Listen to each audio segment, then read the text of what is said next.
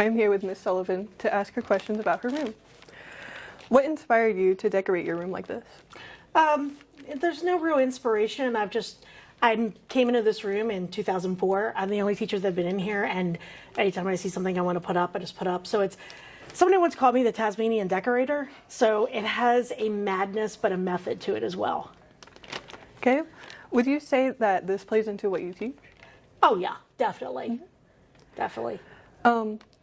Would you say that you created this space in favor of your students or yourself? Oh, totally my students. I want my students to feel comfortable. The only thing I'm stuck with is the number of desks I have to put in the room. If I had my ideal room, it wouldn't be this crowded. Does this style come from what you teach, or is it just your own personal style? Mix of both. Definitely both. Mm-hmm.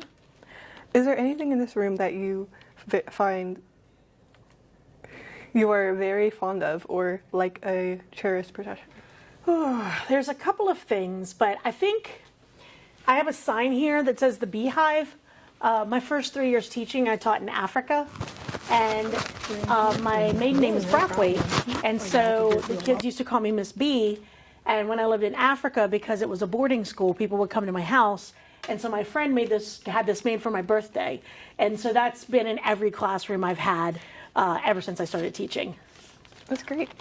Is there anything in this room that is there anything else that you want to show off or talk about?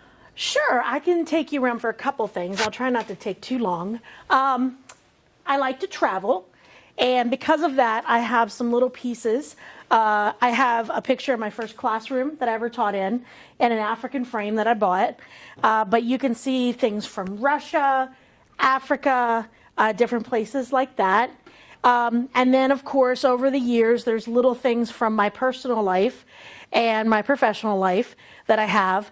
I do have a picture of when I was on the Ellen DeGeneres show. And I also have a signed photo from Gary Sinise for Musselman High School. We asked him to come to one of our Veterans Days. Couldn't make it, but he sent a signed picture. Because I teach multicultures, I try to have a lot of cultural elements in my room. So again, there's lots of tchotchkes and knickknacks. Everything has a story, and I'm not going to go through all of it. Back here, these are a mix of things students and teachers have given me over the years. Plus, I brought in some of my old toys because, you know, it's just kind of fun to see some of the retro stuff that happens. So that's kind of what that is. My desk has a lot of bobbleheads. Kind of started off as a joke. I bought this one, the first one, and over time, and so when people come to my desk to talk to me, they tend to do that.